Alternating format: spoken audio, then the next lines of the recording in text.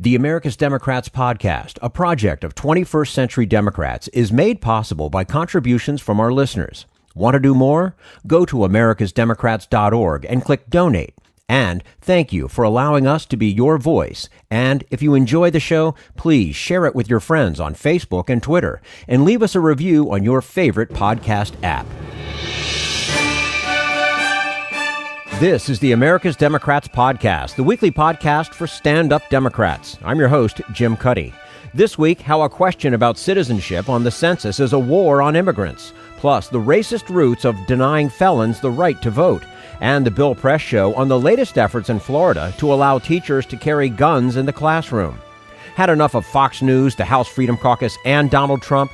If you want the facts that you won't get from them or from the fake news sites of the alt-right, then stay tuned. Our sponsor, 21st Century Democrats, works hard to get everyday Democrats involved in returning our party to its roots and to success at the ballot box. Sit back and listen, then stand up and fight. And follow 21st Century Democrats on Facebook for all the latest progressive news. We're glad you can join us.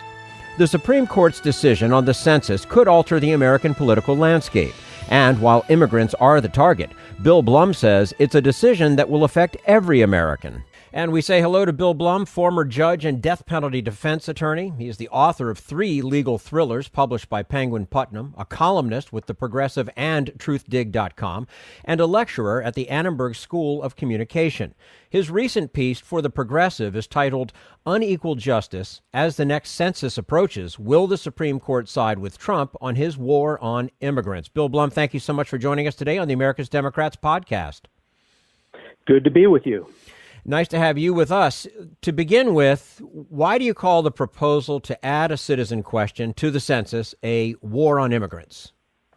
Well, Trump's been at war with immigrants for a long, long time, ever since he was the chief proponent of the birther conspiracy against President Obama. As a candidate, of course, the war on immigrants was the cornerstone of his Make America Great Again program. And you can see that in particular detail with his call for building a wall, his call to end birthright citizenship, and after he was elected, his attack on the DACA program, his executive order imposing a Muslim travel ban, his recent attacks on refugees, and this also includes the reinstatement of a citizenship question on the census short form. There's some relevant history here. There actually was a citizenship question on the census before, but it was removed. What's important to know about that story? All right. The Census Bureau itself removed the citizenship question in starting with the 1960 census because it determined that it could gather citizenship data more accurately from other administrative records, such as those maintained by Social Security Administration, state voter rolls, and through statistical sampling techniques. So the Census Bureau itself removed the citizenship question. Later, and more recently, the Census Bureau concluded that in having a citizenship question on the short form would deter immigrant households and Hispanic households from complying with the census, and so that the overall data that the census would yield would be less reliable than a census short form without a citizenship question. And the Census Bureau knows that because prior to reintroducing the citizenship question, it conducted some sample testing in Hispanic communities. And the Census Bureau itself estimates that 6.5 million people, this is a minimum, will be undercounted in the 2020 census if the citizenship question is reinstated. And that's a minimum. Oof. That's a minimum, and that's their estimate. Yeah. What do we know about the behind-the-scenes politics that drove the decision to add the citizenship question again? Well, the behind-the-scenes politics simply is that this was an idea that the Trump administration came up with in January of 2017. And once Wilbur Ross was confirmed as the Commerce Secretary, his department initiated discussions within the White House with Steve Bannon and later with Chris Kobach to reinstate the citizenship question, and then went in search of a federal agency that they could then say requested reinstatement of the citizenship question. And they went to the Department of Justice, which initially turned them down. They also went to Homeland Security, which initially turned them down. And it was only after some arm pulling and arm twisting, and all of this is confirmed by way of the trial in the New York case that's currently before the Supreme Court, did the Justice Department turn around and request reinstatement of the citizenship question for the purpose of, and this is really laughable when you consider the Trump administration's overall outlook, for the purpose of enforcing the Voting Rights Act. And of course, you know that the Trump administration to date has as yet not filed a voting rights enforcement action. Mm. Now, the other thing that we know is that the census is an extremely important tool for the fair allocation of material resources. But, as Eric Holder recently wrote, quote, Republicans will also likely attempt to use citizenship data to further shift power to their political base within the states. For starters, how would that work? And do you agree with Mr. Holder's statement? Well, I think that it certainly could do that. And the way it would do that is through a new round of political gerrymandering. Right now, the census is directed to acquiring population totals for the entire population, including both citizens and non-citizens. But if the citizenship question is reinstated in the short form, that will yield a new total for citizenship, which will be inaccurate, as we previously discussed. But then states, which currently do their redistricting based on whole populations, could be able to do that based on citizenship totals, which would exclude certain populations that tend to vote Democratic. So when you redistrict every 10 years, when you gerrymander every 10 years, if you're using a database which skews in favor of Republicans, then that would benefit these red states. And these plans are already underway. They're already underway. We know that because Texas intends to redistrict based on the results of the census using the citizenship question. So that's how that would work. So I agree with Mr. Holder. Mm-hmm. Now, we're speaking with Bill Blum, former judge and death penalty defense attorney, author, columnist, lecturer. We're talking about his piece for The Progressive titled Unequal Justice as the next census approaches. Will the Supreme Court side with Trump on his war on immigrants? Bill, former Attorney General Jeff Sessions has argued that we need the citizenship question to enforce the Voting Rights Act, which you touched on a moment ago. What do they even mean by that? And does it really hold water? No, it doesn't hold water at all. It's totally pretextual. It's really, as I said, laughable. What they're referring to is Section 2 of the Voting Rights Act, which prohibits discrimination as to voting on the basis of race, color, and language.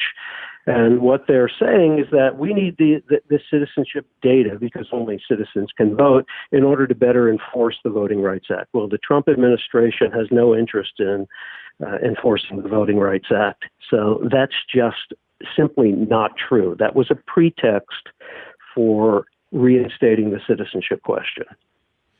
Now, in reviewing what was said during arguments before the Supreme Court on the issue, what were some of the strongest arguments made against including the citizenship question? Well, there were several arguments advanced. One was that reinstating the citizenship question is not reasonably related to the purpose of the Constitution's enumeration clause. That's the clause which directs Congress to conduct a census, because Congress is supposed to the Census Bureau is supposed to come up with data regarding the entire population. So the citizenship question isn't reasonably related to that, and therefore should be struck down. The other argument is that this pretext for reinstating the citizenship question to enforce the Voting Rights Act is simply untrue, because the Voting Rights Act was passed in 1965. That's after the citizenship question was removed from the short form that's sent to everyone. And the Voting Rights Act used to be enforced pretty effectively without the citizenship question. So it's simply not true. Now, ironically, the Supreme Court itself gutted the Voting Rights Act in 2013 in the Shelby versus Holder case, and it did away with what's called the preclearance regime. That is, when you have a suspect jurisdiction, such as most of the southern states, and they wanted to change their voting procedures, they had to get advance approval from the Justice Department or a three-judge federal panel. And the Roberts Court, in a decision, 5-4 decision, with the majority opinion written by the Chief Justice, struck down Section 4, which essentially provided the formula for Section 5, which had the preclearance provisions, thereby gutting the entire preclearance regime. And now we're left only with Section 2, which requires plaintiffs to initiate the lawsuits regarding voting rights discrimination, and plaintiffs have the burden of proof rather than the other way around, which was the situation before Shelby County. Now, you make it pretty clear in your article that you believe the Supreme Court is likely to side with Trump. Why? Well, it's based on the comments that the justices made. The 4 Democratic appointees all were leaning strongly towards upholding the decision of the New York federal judge who struck down the inclusion of the citizenship question. And you had all the Republican justices making favorable comments about it, such as that we used to have a citizenship question before, so what's wrong with reinstating it? That's a kind of absurd argument, because we used to do a lot of things in this country which we don't do anymore. We used to have Jim Crow laws. So just because we did it in the past doesn't mean we should do it in the future. Other justices pointed to other countries which have citizenship questions in their census. And Chief Justice Roberts seemed to accept very enthusiastically the rationale that the citizenship question would aid in the enforcement of the Voting Rights Act, which is the supreme irony, because, as I said, Roberts wrote the majority opinion in the Shelby County case. Mm. So if the Supreme Court does decide in favor of Donald Trump, what recourse is available to those who advocate against the citizenship question? Well, I'm not sure that much could be done to remove the citizenship question from the 2020 census.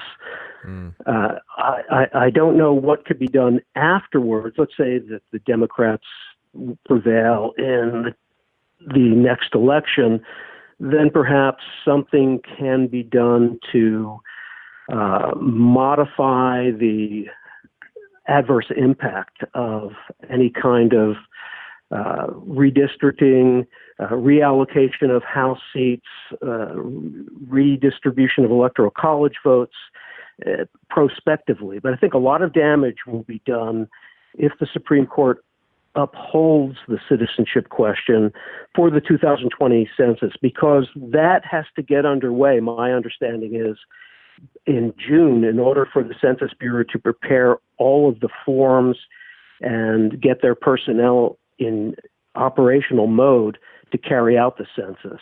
So I'm not sure that much could be done. The Supreme Court has the last word. Bill Blum, former judge and death penalty defense attorney. He's the author of 3 legal thrillers. He's a columnist with the Progressive and TruthDig.com and a lecturer at the Annenberg School of Communication, joining us today on the America's Democrats podcast. Bill, we do look forward to having you back again with us soon, and thank you for your time with us today. Thank you very much. You're quite welcome. And this is the America's Democrats podcast, the weekly podcast for stand-up Democrats.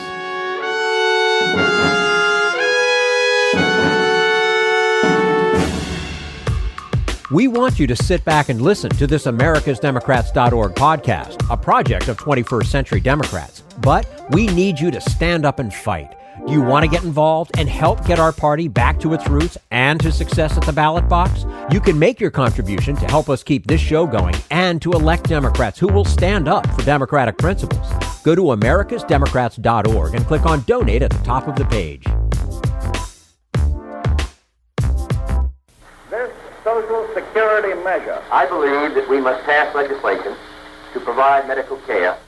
This is our tradition. When our grandparents came to America, it was the Democratic Party which said, welcome. It was the Democratic Party, the party of Roosevelt and Truman and Kennedy and others, who said that America belonged to all its people, not just a handful of the rich or a few giant corporations. That's why great leaders like FDR fought so hard for Social Security, and why JFK stood up to the insurance companies and their Republican allies to get Medicare. It's not just one thing, or one time, in one place. It's about a whole history of standing up to the Republicans and saying someone has to be on the side of regular working people in America, whether it's defending Social Security or just the way your loved ones are treated on the job. That's what the Democratic Party is all about. And that's why this message has been brought to you by the Democratic Party. Working people like you and me. Paid for by 21st Century Democrats. Not authorized by any candidate or candidates committee.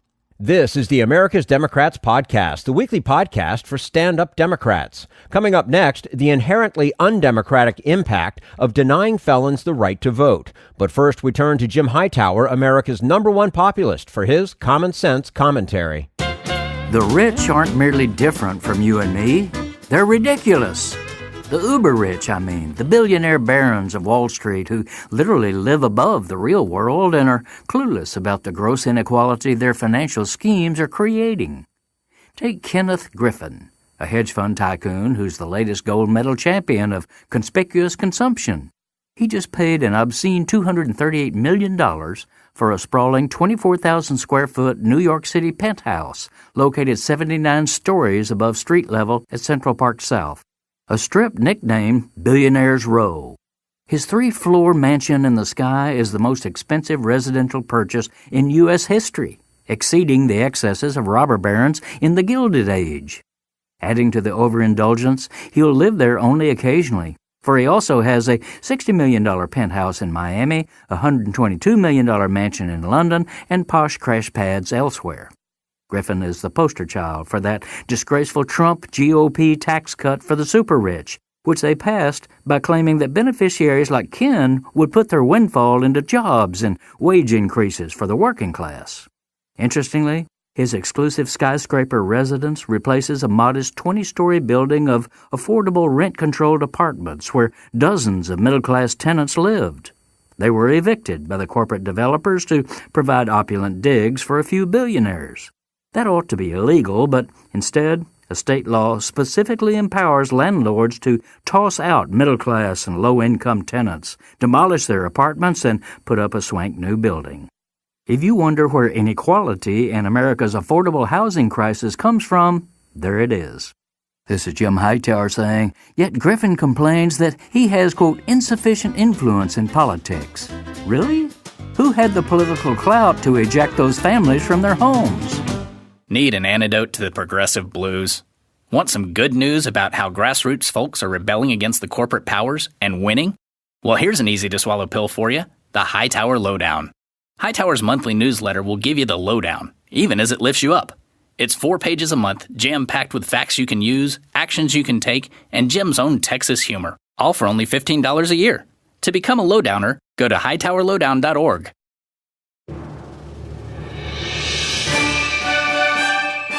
This is the America's Democrats podcast, the weekly podcast for stand-up Democrats. The history of denying felons the right to vote is rooted in the history of African American voter suppression. And while restoring that right is gaining traction in the 2020 campaign, Tierra Bradford says many Democratic hopefuls still don't get the point. And we say hello to Tierra Bradford, a legal fellow with Common Cause, where she recently posted an article titled Felony Disenfranchisement, the Issue That Isn't Going Away. Tierra Bradford, thank you so much for joining us today on the America's Democrats podcast. Yeah, thank you for having me and letting me talk about this issue on your podcast. Absolutely. It's our pleasure to have you with us, and it's extremely important issue, of course. So why don't we start by having you remind us of the history and purpose of denying felons the right to vote? So the history of this law is pretty straightforward. Felony disenfranchisement laws are rooted in racism. After the Civil War and during the Reconstruction era, there was a lot of resistance towards the end of slavery, giving Black people citizenship, and giving Black people suffrage. And the resistance was physical and violent, of course, but it was also institutional, which I don't think a lot of people know. And so felony disenfranchisement laws worked similarly to like poll taxes and laws that required people to own property.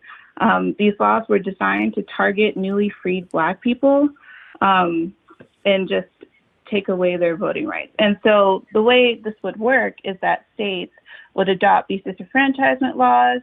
They would try to guess around and figure out what crimes Black people were most likely to commit in their state. And then they would have those laws be the laws that would, once someone committed that crime, they would be disenfranchised over those laws. And of course, also during that time, Black people were being incarcerated at higher rates than white people already, even during the Reconstruction era. So, yeah, that's basically the history of these laws. And then mixed with the war on drugs, you can imagine just how the number of people who are disenfranchised continue to grow and grow. Oh, yeah, I was going to say, yeah, a problem that started off as a significant problem and it just got bigger and bigger and bigger. So exactly. What's the reach of these laws today? And as a two-parter, how many people are prevented from voting? Yeah, so according to the Sentencing Project, which is a really good resource to learn about this information, 1 out of every 40 adults in the U.S. today is not allowed to vote because of their felony conviction. And for Black people, that's 1 out of every 13 people.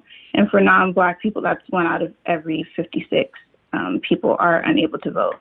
And so in total, as of 2016, about 6.1 million people are not able to vote because they have been disenfranchised.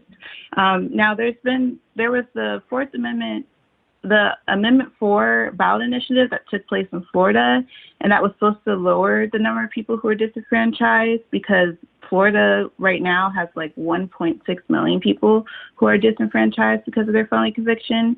But because they still haven't decided how the law will apply or not, we're just sticking to the number 6.1 million people who are disenfranchised. All of those numbers, each one of those statistics is they're just mind-boggling. So I guess it's probably an understatement to say that these laws still have a disproportionate impact on African-American citizens. Yeah, I mean, if you just look at the comparison, 1 out of every 13 people compared to 1 out of 56 non-Black people. And then when you also think about it on another level, you have these families and these communities who are majority Black, and you have people in the families who are unable to vote. And so if you're not able to vote, you're not taking your kids with you to the polls. You're not talking to your friends about voting. And so you have communities that are in this cycle of political inactivity because of these laws. So at the individual level, among those things that you just mentioned, I mean, what other impacts of losing your right to vote? I mean, it can. The truth is that when people go to prison, when they go to jail, majority of them are released. And so when you come out of prison and you aren't able to vote, and the various other rights that you don't have because you have a felony conviction, it can make it hard to just get on with your life and rehabilitate. It can make it difficult to rejoin your community. And that's why lots of research today supports voting rights for people who are currently and formerly incarcerated, because it lowers recidivism. Because once you become re-engaged in your community and re-engaged politically, you don't want to mess with your voting rights, and you don't want that taken away from you because you have a purpose and your voice has meaning. Even though you have served your time, that you have paid your penalty back to society, basically. I mean, that's the other thing that nobody seems to talk about. It's like, wait a minute, I went to jail. I'm sorry for what I did. You should have rights reinstated. Right. Like I believe, in the organization I'm with believes that the voting rights should be separate from the criminal justice system. I'm not really sure why we continue to tie these two things together, because regardless of people's backgrounds and what they've done, they're like you said, they're paying back their debt to society. And voting is a fundamental right, and that those two things should just be kept separate. Mm-hmm.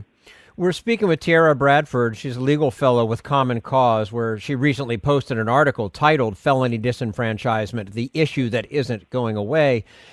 Tierra, in your piece posted on that Common Cause website, you note that while several Democratic candidates are talking about felony disenfranchisement, the conversation is only at the surface level. You suggest that it would be better if all the candidates really took the time to study the issue and the impact that it has on our society. What are they missing? I noticed that the voting rights issue has shifted to whether or not the Boston Marathon bomber can vote or not. And we're focusing on these like super specific crimes. And while I understand why people are upset by that, I just think the fear is misplaced. I think just framing the conversation in this way negates the reality of how fundamental voting is to our democracy, and it negates how biased and broken our criminal justice system is. I mean, we have people who are exonerated every day. Like, there are people in prison right now who haven't done anything, and we continue to deny them rights, like in and outside of the criminal justice system. And so basically what I was saying is that the candidates should take the time to learn about the history of these laws, to learn the disparate impact, and how voting rights could actually help with rehabilitation and help with public safety. Because right now, denying people voting rights it's hurting. It's not helping people get back into our society and lowering recidivism. So that's basically what I meant. Yeah. Oh, yeah. And presidential candidate Bernie Sanders made headlines when he suggested that felons should be able to vote even while they're still incarcerated, as opposed to after they've served their time. It's not clear yet that any other candidates would go that far. What's the argument that supports Bernie Sanders' position? I think everything we've talked about so far, I think if, again, looking at the history and how these laws are antiquated and racist supports Bernie Sanders' position. I think looking at the disparate impact of these laws supports his position. I think the fact that voting rights can actually help lower recidivism and don't help with public safety supports his position. And also, I would like to point out that we already allow people to vote who are incarcerated in Maine and Vermont and in Puerto Rico. And so there are places in the U.S. that are allowing people to vote while they're in prison, and they're doing fine. And also other countries like Germany and other European countries aren't disenfranchising people. They aren't making, when they're currently incarcerated, when they're in prison, they aren't disenfranchising people. And if they are, it's for very specific, like, election crimes or democracy crimes. Mm-hmm. And so I think what supports Bernie Sanders' position is that there's really no point in having these laws, and they're hurting more than they're helping. Yeah. Now, as you look across the nation, where are you seeing progress on restoring the right to vote for convicted felons? And are you hopeful this movement will keep growing? Yeah, so part of my job at Common Cause is to try to track the legislative sessions in the different states. And honestly, it's been difficult to track voting rights restoration legislation because so many states have introduced bills this year trying to give back voting rights to people on varying levels who have been convicted of felony. And so you have states that are introducing legislation. You have states like New York, where their governor is pardoning people and restoring voting rights to people in large numbers. On the federal level, the Democracy Restoration Act was just introduced recently, and that act would basically give voting rights back to people in federal elections. So basically what I'm trying to say is there's a lot of movement happening right now. There's a lot of momentum. And even though people are fighting for voting rights restoration on different levels, I think what's important is that we're having these conversations. And I believe that even though the fight is going to be long and hard, I think that at one point we're going to get to where we aren't disenfranchising people over felony convictions anymore. Even though that'll be several years from now, I think we're going in the right direction. Yeah, I mean, at least the ball is rolling. I mean, Exactly. As opposed to it just sitting still. Sure. Tierra Bradford, a legal fellow with Common Cause, where she recently posted the article that we've been discussing, felony disenfranchisement, the issue that isn't going away, but hopefully that won't last for too much longer. Tierra, thank you so much for joining us today on the America's Democrats podcast. We'd love to have you back again with us soon. Thank you. Thank you so much for having me and talking about this. You're quite welcome, and we wish you the best of luck in your endeavors. And this is the America's Democrats podcast, the weekly podcast for stand-up Democrats.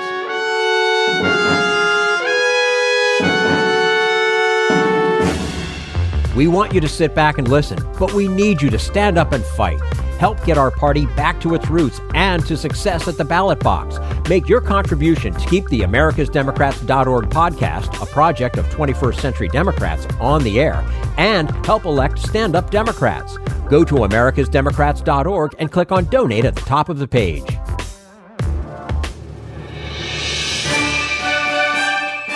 This is the America's Democrats podcast, the weekly podcast for stand-up Democrats. And now, Addie Baird joins the Bill Press Show to talk about teachers with guns in the classroom and why that's a dangerous idea. My guest in now, very excited, Addie Baird. She is with Think Progress and has been covering some really interesting stories lately. So there was a story that you wrote about, and it was in the news this week. So I'm just going to go right. Can I interrupt for just a second? We just have to say congrats to Addie, because this is going to be the last time on the show as a Think Progresser, as a TPer. You're moving on to a different gig. Yes, I'm going to BuzzFeed. I'm going to be covering Congress, so I'll be on the Bill Press Show just as much and just as often, I'm sure. No, absolutely. Yeah, hell yeah. So we'll do this all over again, but with a slightly different Exactly. intro. Exactly. Okay. But that's very cool. Thank you. And Thanks. Congress, it's a lovely place filled with lovely people. I've always said that. They're just slightly less popular than cockroaches. Yeah, exactly. Yeah, seriously. Okay, so this story is driving me totally crazy, and it might drive you crazy too. And you've written about it. And Florida's a hell of a drug. So they had an incredible, horrible mass shooting in Florida a year ago, and there's been pressure in Florida to try to do something about gun violence, like there's been pressure all over the country to do something about gun violence.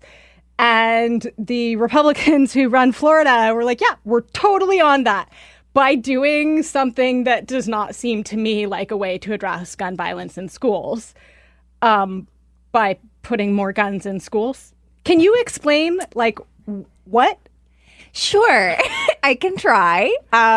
So basically, like you mentioned, the Parkland shooting was a little over a year ago, and that really sparked a lot of energy and national conversation about gun violence and about gun control, and also sparked a conversation about teachers being armed in schools. So that is what Florida decided to do. the Parkland survivors have really spoken out about this bill, and the fact that it makes them feel, well, I guess it's a law now. It makes them feel unsafe. It's not what they were talking about when they were calling for more gun control, and for responsible reactions to gun violence. Essentially, last year, Florida passed a bill that would allow. It's complicated. I don't fully, understand why the first bill was written the way it was. But essentially, if there was an employee at a school that had more than one role, if it was like a history teacher who was also a basketball coach, that person could be armed. They have now expanded on that bill, and it's up to the districts. The school district can decide whether or not they want their teachers to be able to be armed. And at that point, teachers can then choose to carry firearms on campus.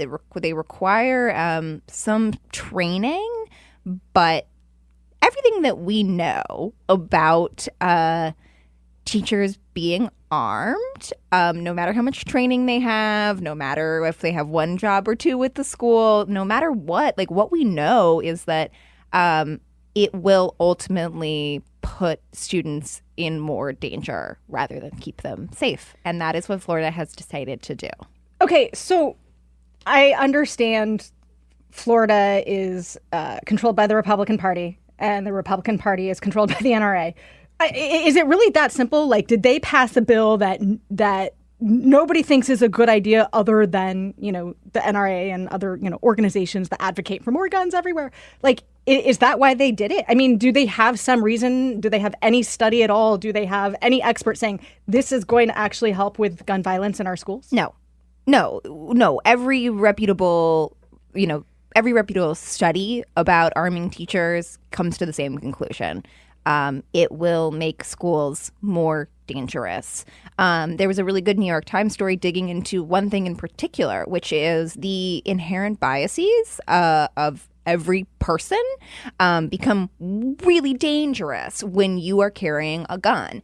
And there's a lot of concern that teachers could injure, or kill Black and brown students in a way that people are not really thinking about. But we also have a lot of information and studies about implicit biases. And, it's really, the basic answer to your question is no. The Florida legislature is controlled by Republicans. Ron DeSantis is the Republican governor of Florida, and the Republican Party in Florida, even more than the Republican Party across the country, has some loyalty to the NRA.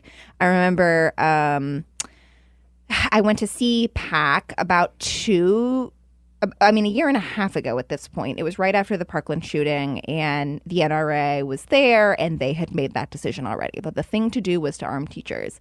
And that was the message that they pushed at CPAC for the entire weekend. And now here we are. It's law in Florida. So...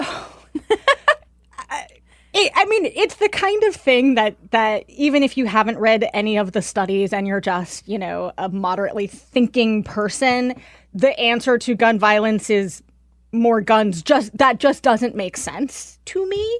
I also think about all of the teachers I had in school, and I'm trying to think of any of them being armed, and it just kind of terrifies me. The math teacher who would wear the mismatched socks, but I definitely want that guy armed. So, are there any proposals in Florida to try to reduce gun violence that are not about more guns?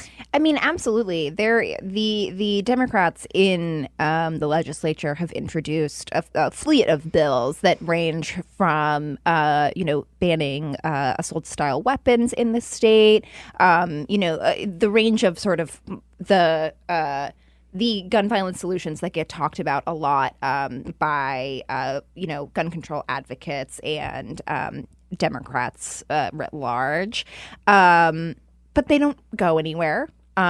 These bills don't pick up any traction on the right, and you need Republicans in Florida to get anything done. Your point is a really interesting one about the fact that thinking back on your own teachers and imagining them with guns makes you nervous. A little bit. A lot of the kids at Marjorie Stoneman Douglas, which was the school that the site of the Parkland shooting, have come out and said the same thing, that they do not feel comfortable with their teachers being armed. And that is just really remarkable. The sheriff of Broward County, which is where which is the county that Parkland is in, came out and said that he doesn't support arming teachers. And, whenever we talk about guns, I like to remind people, I grew up with guns. I grew up in a family with firearms. And I like to remind people that the NRA doesn't actually support even most gun owners. Like, the majority of gun owners do not align with the sort of cult of the gun that the NRA puts forth. And that is, I think, notable as well, because Florida is it's a swing state, but it gets a reputation for being this kooky conservative place. And while that is certainly true, this is not actually what anyone wants. And I mean, anyone is a little bit hyperbolic, but it's widely, survivors of these shootings, law enforcement officials, teachers, researchers, say this is not a good idea. I think that's a fair point, and it should be said, but also considering that this is the week that when Donald Trump was giving a rally in Panama City and one person shouted that the solution to stop people from coming over the border is to shoot them. Yeah. And he had a hearty chuckle at that. Oh, he thought it was, a panic. Yeah. The point that you raise that the NRA doesn't actually represent anybody, not even gun owners, I think is one of the most important points in any conversation about legislation regarding guns, because it isn't really a partisan issue, because even Republican voters and even members of the NRA want to have some kinds of restrictions on guns. So on this particular measure, is there any support for it? Who besides the NRA wants this? Again, the answer is basically nobody. Republican lawmakers like it. People who have made the Second Amendment their issue like it. People who line the pockets of Republican lawmakers across the country like it. And gun manufacturers love it. Right. And that is, the other thing about the NRA. Whenever we talk about the NRA is not a trade organization. It's not a hobby organization. It's not it's a manufacturer's organization dedicated to keeping capitalism alive and making sure that gun owners are sort of, the cover is gun owners for a long racket of protecting gun manufacturers. So just to be completely clear about this, it's not as if the majority of voters in Florida are crying out, please arm our teachers. No, absolutely not. But hey, Florida, it's also the state that has decided to overrule the will of the voters in terms of allowing ex-felons to vote because it's Florida. They just don't care what the voters think, right? Yes, this is an issue very, very close to my heart that I've covered for a long time. I was in Florida in January for Amendment 4 implementation, and I'm now working on a story going back to a lot of the people that I went with to the county offices and, watched them register to vote for the first time and watched them cry as they held their children who now aren't going to be able to do that because of for anyone who hasn't followed this story, last November, Florida voters approved Amendment 4, which was a ballot initiative that re-enfranchised people with felony convictions. That was more than 1 million people in Florida. 1 in 5 African-American residents of Florida was unable to vote because of a felony conviction. Obviously, everything that we know about the criminal justice system is that it disproportionately punishes Black and brown people, and thus this long ban, this Jim Crow era ban on people voting who have felony convictions was disproportionately affecting Black people in Florida, and the legislature decided that they needed to, they call it implementing language. Everyone who I, have ever talked to who really worked on the original ballot initiative says that that was unnecessary, that it was self-executing, that there was no need for the legislature to step in. And the legislature, of course, much like we're talking about with this gun stuff, decided to get in on this. And the language that they implemented added a new provision that had nothing to do with the amendment itself that said you are not able to register to vote until you have paid off all fines and fees. If you have a felony conviction, the fines and fees that rack up of your lawyer, your restitution payments, they're tens of thousands, sometimes hundreds of thousands of dollars. So you would theoretically have to pay $100,000 to be able to vote. Oh yes, easily. So this bill has now passed the House and the Senate. It's headed to DeSantis' desk. He's expected to sign it. And what it's essentially going to do is create two classes of voters: people who can afford to vote and people who can't afford to vote. Dumb question. Was this anywhere in the amendment that the majority of Florida voters actually voted for? Not a dumb question. No dumb questions. No, it was not. The language in the amendment itself was really clear. It was really simple. The language had, once you complete the terms of your sentence, and that means you serve your time in prison and you finish any parole. There's nothing, the terms of your sentence in that sense don't include these fines and fees. So, people that I've talked to, I've worked, reported on this issue for a while. There's going absolutely to be litigation over this because it's blatantly the precedent, especially on creating two classes of voters, wealthy voters and less wealthy voters who cannot afford to pay tens of thousands of dollars to vote. The precedent is there. You can't do that. But litigation takes years. This is going to keep people from voting, from participating in basic democracy, and it's just really, really devastating. Another question, not a dumb question, brilliant question, obviously. She only asked the best question. I do. It's true. Why? Why are they doing this? If the amendment doesn't say, and we need the legislature to step in and determine the terms under which somebody can get their right to vote back, why are they doing this? The Republican Party has a long history of keeping people from the ballot box. An Amendment 4, like I mentioned, re-enfranchised more than 1 million people in Florida. Like I said, also, what we know about the criminal justice system is that it disproportionately affects Black and brown people. We know that Black and brown voters tend to skew, not a monolith by any means, but tend to skew more liberal. And so it makes Republicans in Florida very nervous to really actually let everyone in Florida who should be able to vote.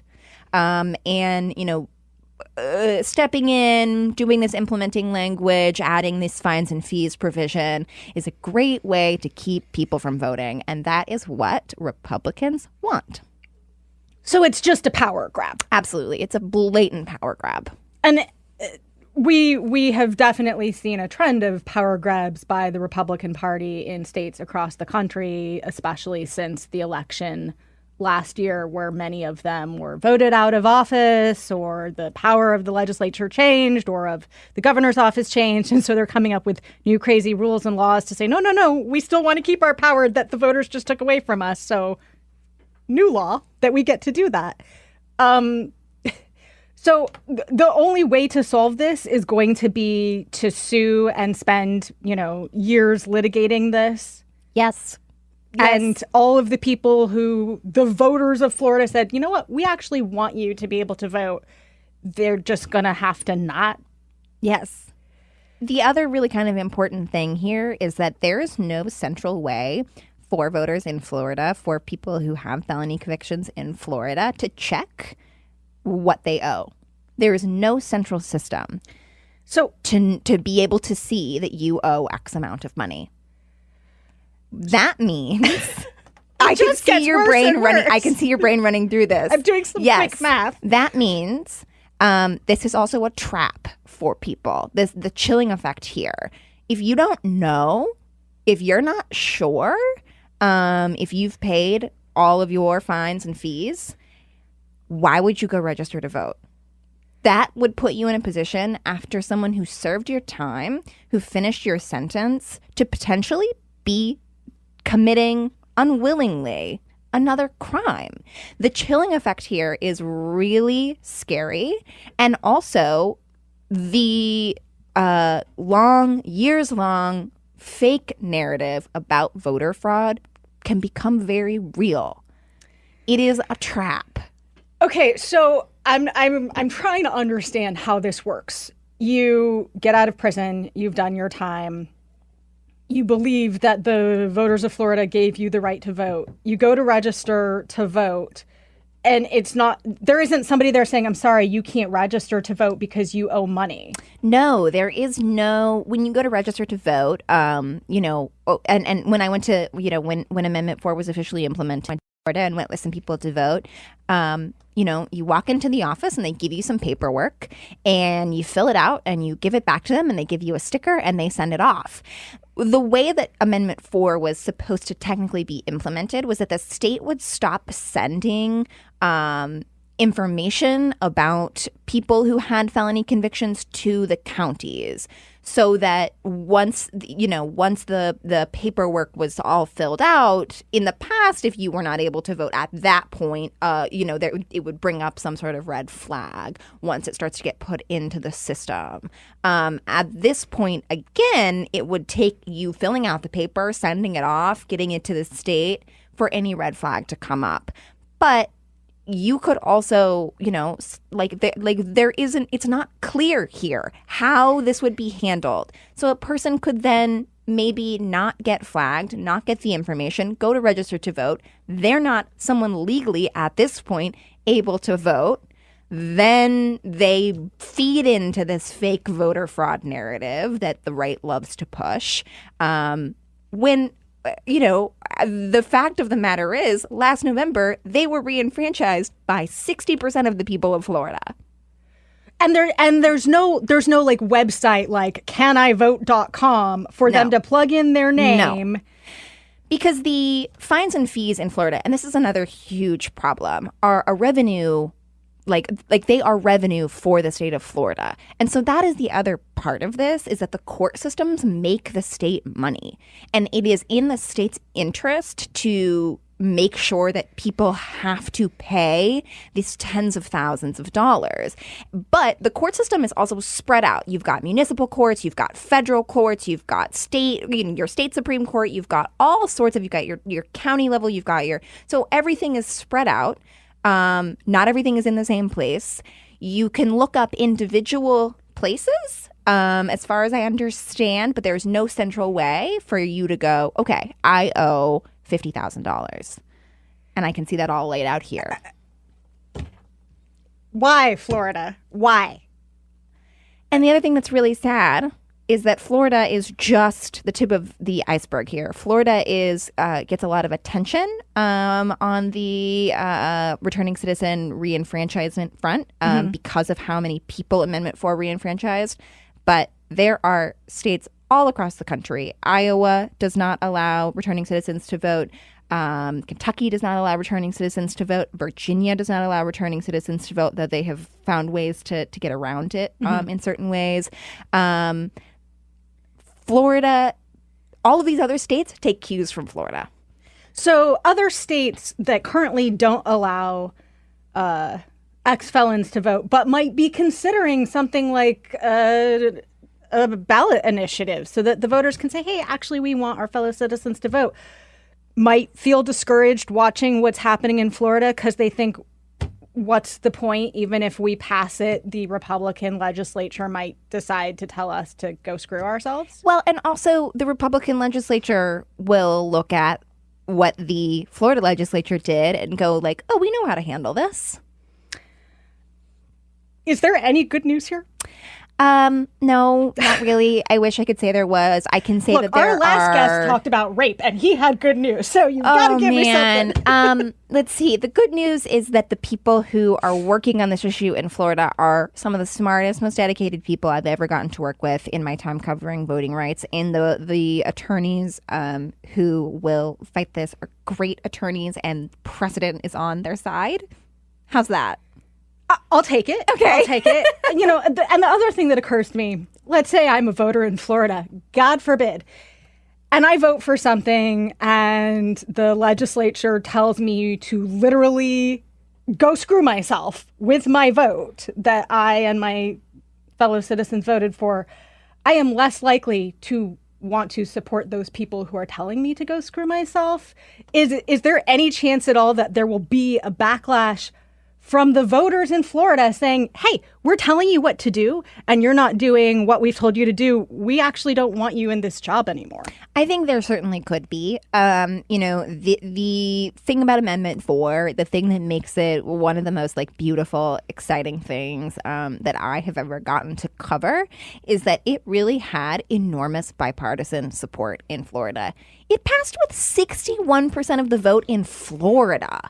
This wasn't a 50+1. No. This thing. was it requires 60% because it's a constitutional amendment. It passed with flying colors. It had the backing of the Koch brothers. It had this is something that people on both sides of the aisle can rally around. Is that once you have served your time, you deserve to be, and I'm of the belief that while you're serving your time, you also you should be able to be in the system. But that's a little bit of a different question. This question of Amendment 4 was widely supported on both sides of the aisle. It is certainly, I would hope, something that voters step back and say, these people did not do what we asked them to do. And it is an enormous group of voters that asked them to do this. Not unlike the gun issue, this is actually not a partisan thing. It's a voters versus the people supposedly representing them but not actually listening to them issue. Yeah, absolutely. And one of the other interesting things about this is that we're talking about this in the terms of the legislature isn't listening to them. But the whole point of Amendment 4 as a ballot initiative was to basically say, we don't need you. We don't need the legislature. Voters in Florida, activists in Florida asked the legislature for this for years. This has been something that the Florida Rights Restoration Coalition in particular has been working on for years. And finally, they went, you know what? If you're not going to do it, we will. And to have the legislature step in now, activists have basically said, we don't believe that you're supposed to be here, but you're here now, so we have to work with you. And that's the other sort of hard part about all of this is no one wanted them to be a part of this in the first place. Like I said, Florida's a hell of a drug. It sure is. Thank you. You can find Addie at Addie Sue on Twitter, at Think Progress right now, at BuzzFeed soon to come. That's all for the America's Democrats podcast. Thank you to all who made today's show possible. Bill Blum, Tierra Bradford, and the entire Bill Press team. And thank you for listening. If you liked what you heard, please get involved in our efforts to keep this show going and to elect Democrats who are bringing the party back to its roots. Go to americasdemocrats.org and click on Donate at the top of the page.